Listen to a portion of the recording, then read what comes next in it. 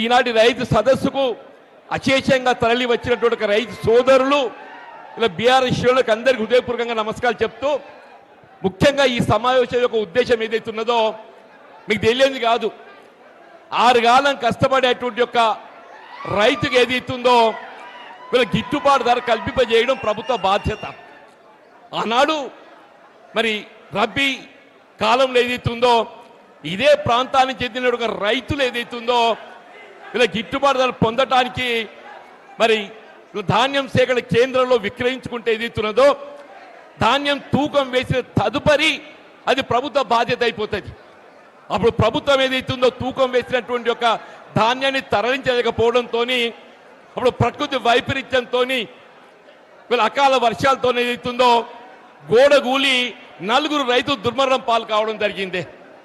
నిజంగా ఆ 4 రైతులు దుర్మరణం పాలు కావటానికి నా దృష్టిలో ఏదైతుందో ప్రకృతి వైపరీత్యం అని భావించిన దానికంటే ఇలా ప్రభుత్వ నిర్లక్ష్యం ఇలా రేవంత్ రెడ్డి గారి యొక్క బాధ్యత అని చెప్పక తప్పదంటూ నేను ఆ 4 రైతుల యొక్క అకాల మరణం ఏదైతుందో ఇలా రేవంత్ రెడ్డి బాధ్యత వహించాలి.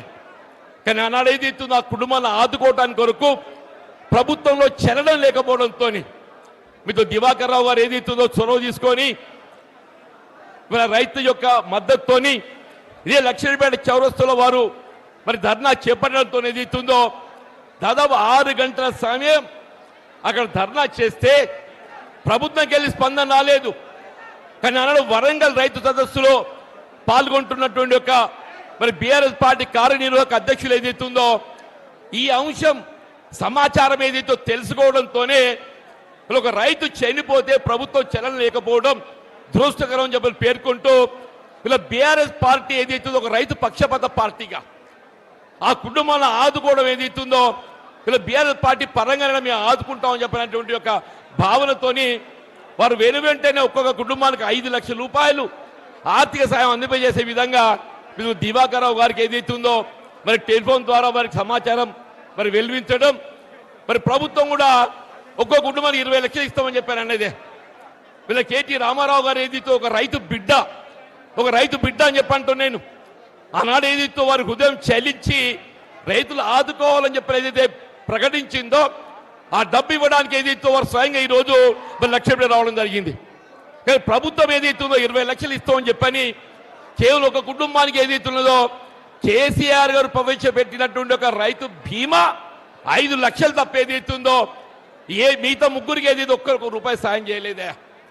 వాళ్ళు ఏదైతుందో ఈ 4 చావులకు ఏదైతుందో ప్రభుత్వం రేవంత్ రెడ్డి బాధ్యత వహించాలని చెప్పంటూ నేను ఇలా ప్రకృతి వైపరీత్యంతో ఎవరు చనిపోయినా కేంద్రంతో బాధ్యత వహించాలి, రాష్ట్ర ప్రభుత్వం బాధ్యత వహించాలి.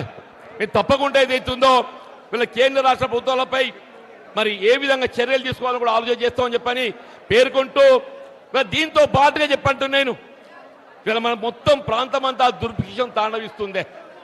వాస్తవంగా కడెం ప్రాజెక్ట్ నీటితోని మనకు నీరు రావాలి. కానీ మనమంతా టేలెండ్ ప్రాంతమే. వీళ్ళ దండపల్లి కానీ హాజీపూర్ కానీ వీళ్ళ కాలు చివరి ప్రాంతం కాబట్టి నీరు చేరుకునే అవకాశం లేదని చెప్పని అన్నారు. కేసీఆర్ గారు ముఖ్యమంత్రిగా బాధ్యతలు చేపట్టడంతోనే ఈ ప్రాంతానికి సాగులు అందింపజేయడానికి గూడెం లిఫ్ట్ ఇరిగేషన్ కార్యక్రమాన్ని పూర్తి చేసి ఆనాటి నుండి ఈనాటి వరకు 12 సంవత్సరాలు చెప్పంటున్నా 2 పంటలకు నీరు అందింపజేసే విధంగా కార్యక్రమం అమలు చేసిందని చెప్పంటున్నా. కానీ ఈసారి ఏదైతుందో వీళ్ళు ఇంతవరకు కూడా గూడెం లిఫ్ట్ ఆపరేట్ చేయలేకపోవటం ఇలా దండపల్లి హాజీపూర్ ప్రాంతం అంతా ఏదైతుందో రైతులు నార్లు పోసుకున్నారు. నాటే వద్దేయం అంటే నీళ్లు లేవని చెప్పంటున్నా. అదే కేటీఆర్ గారి వల్ల మన ప్రాంతాన్ని రావడము ఆ దేవుడు కనికరించి ఏదైతుందో కొంత వాతావరణం చల్లబడ్డది ఈ చిరుజల్లో వస్తున్నాయని చెప్పంటున్నా నేను. వీళ్ళ వాస్తవంగా నీళ్లు లేక కాదు, వీళ్ళ ప్రాణహిత నదీ జలాలు ఏదైతుందో వృధాగా ప్రవహించి దిగువబోతున్నాయి ఆంధ్ర ప్రాంతానికి. ఆ నీటిని ఏదైతే కన్నపల్లి పంప్ హౌస్ నుండి మనం ఎత్తిపోసుకునే అవకాశం ఉంది అని స్వయంగా కేటీఆర్ గారు ఏదైతున్నదో కన్నపల్లి పంప్ హౌస్ సందర్శించి ఎప్పుడైతే 93.5 మీటర్ లెవెల్ మన ప్రవాహం ఉంటుందో నీటిని ఎగువ అన్నారం సుందిళ్ళకి ఎత్తిపోసి ఎల్లంపల్లి ద్వారా మొత్తం రాష్ట్రాన్ని సుభిక్షం చేయడంతో పాటుగా మన గూడెం లిఫ్ట్ ఇరిగేషన్ కూడా ఆపరేట్ చేసే అవకాశం ఉంది. దురదృష్టం ఏంటంటే ఇలా రేవంత్ రెడ్డి ఏదైతే కేవలం కక్షపూరితంగా ఇలా ఎక్కడ కన్నపల్లి పంప్ హౌస్ ఆపరేట్ చేస్తే ఇవాళ కాళేశ్వరం ప్రాజెక్ట్ ఏదైతుందో ఇవాళ అది మన ప్రాంతాలంతా సుభిక్షం చేస్తుంది. మళ్ళీ కేసీఆర్ గారికి ఎక్కడ పేరు వస్తుందో చెప్పని ఒక కుట్రపూరితంగా ఒక కక్షపూరితంగా వీళ్ళ ఈర్ష్యా ద్వేషాలతో ఏదైతుందో వీళ్ళ కన్నపల్లి పంప్ హౌస్ ఆపరేట్ చేయడం లేదని చెప్పి అంటున్నాం.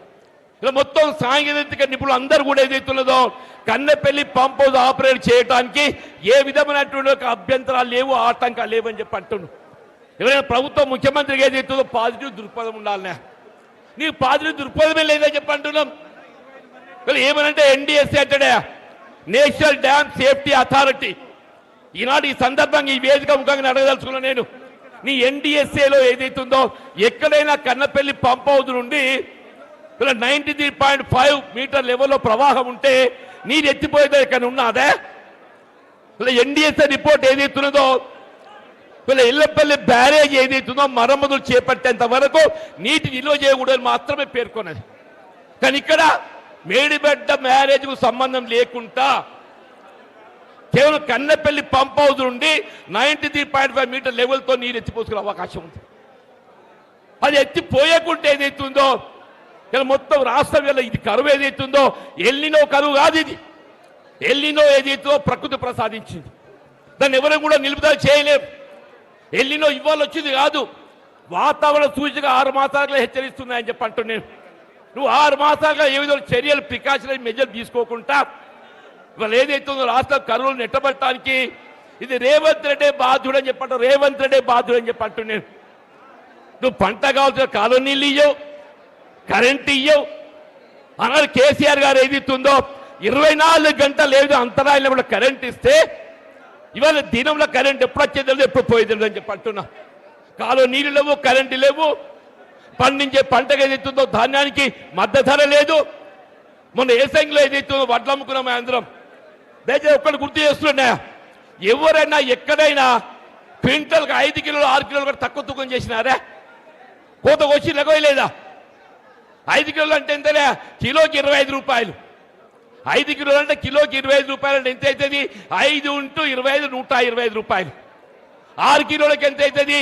6 × 25 150 రూపాయలు అయితే 30 క్వింటల్కి ఎంత అవుతుంది? 5 కిలోల లెక్క చొప్పున ఏదైతుందో 3750 రూపాయలు. 6 కిలోల చొప్పున 4500 రూపాయలు అని చెప్పి అంటున్నాను. ఇంత అవినీతి దోపిడీ పాల్పడితే చర్యలు లేని ప్రభుత్వం. మిత్రుడు ఈశ్వర్ గారు మేము ఏదైతుందో జగిత్యాల్లో ఈ అంశాన్ని ప్రస్తావించినాం. ఇప్పటికీ ఈ వేదిక ముఖం చెప్తున్నాను, ఇలా మొత్తం రాష్ట్రం మీరు 60 లక్షల మెట్రిక్ టన్ ధాన్యం సేకరించమని చెప్పి అంటుండే.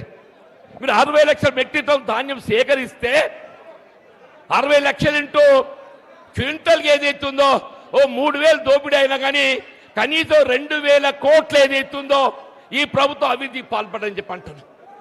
దీన్ని ఆధారంతో రుజువు చేస్తామని చెప్పి అంటున్నాను. మీ రైతులు తెలియదు కాదా? ధాన్యం రైస్ మిల్లు మోగన ఏం చేస్తాం మనం?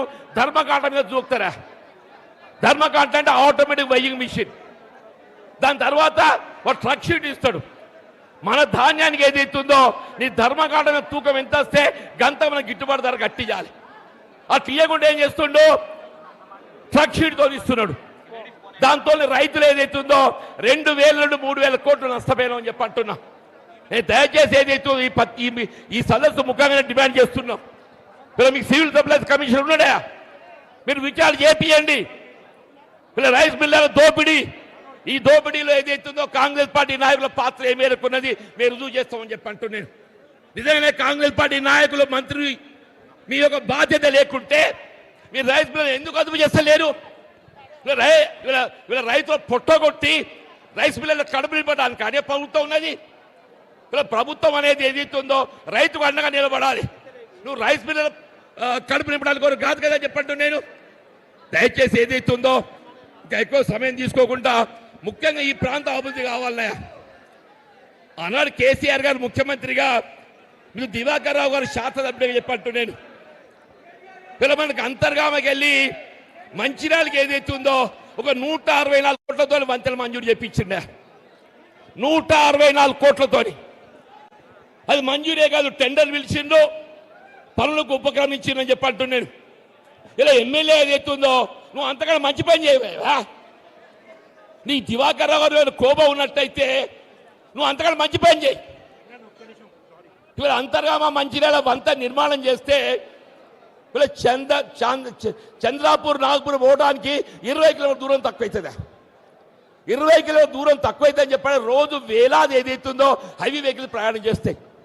ఈ 164 కోట్లు ఏదైతుందో కేవలం సంవత్సర కాలం లోపలనే మనం దాని విలువ తీరిపోతుండే. ఇవాళ ఏదైతుందో ఇవాళ ఎమ్మెల్యే అనేటోడు ఏదైతుందో నువ్వు మంచి పని చేయి. దివాకర్ రావు మీద కోపంతో ఆయన కక్షతో ఏదైతున్నదో 160 కోట్ల వంత ఇవాళ 2.5 సంవత్సరాలు గడుస్తుంది, 30 మాసాలు గడుస్తుందని చెప్పి అంటున్నాం. నేను దయచేసి కేటీఆర్ గారి విజ్ఞప్తి ఏంటంటే రేపు బీఆర్ఎస్ ప్రభుత్వం ఎట్లా రాబోతుంది, కేసీఆర్ గారు ముఖ్యమంత్రి కాబోతుందని చెప్పి అంటున్నాను. నేను ఈ ప్రాంతమే కాదు తెలంగాణ మహారాష్ట్రకు అనుసంధానం చేసేటువంటి ఒక అంతర్గామ మంచిర్యాల వంతెన, అంతర్గామ మంచిర్యాల వంతెన 164 కోట్లు కాదు, రేపు అంచనా వ్యయం పెరిగి 200 కోట్లు అయినా కానీ దాన్ని మీరు మొదటి సంవత్సరంలో ప్రాధాన్యతతో ఏదైతుందో మీరు మంజూరు చేపియాలని చెప్పని ఈ సభా వేదిక ముఖంగా నేను విజ్ఞప్తి చేస్తూ చెప్పంటున్నా. దయచేసి ఏదైతుందో ఇలా బీఆర్ఎస్ పార్టీ రైతు పక్షపాత పార్టీ, ఏనాడైనా రైతాంగానికి అండగా ఉంటుంది. ఇలా కేటీఆర్ గారు కేవలం ఆర్థిక సహాయం చేయడం కాదు, తాను ఒక రైతు బిడ్డగా రైతులకు అండగా ఉంటా అని చెప్పి తెలియజెప్పడానికి ఇలా ప్రత్యేకంగా వారు వచ్చేది అవుతుందో ఆ కుటుంబాలకు ఆత్మవిశ్వాసం నింపే విధంగా ఆర్థిక సహాయం పూనుకోవటం నిజంగా హర్షించదగ్గ విషయం. ఈ హృదయపూర్వకంగా వారికి ధన్యవాదాలు, అభినందనలు తెలియజేస్తూ మరి ఇందులో నేను కూడా పాత్రదారుని అయినందుకు నాకు నిజంగా కూడా నాకు చాలా సంతోషం ఉందని పనులు చేస్తూ సెలవు తీసుకుంటున్నా. జై తెలంగాణ.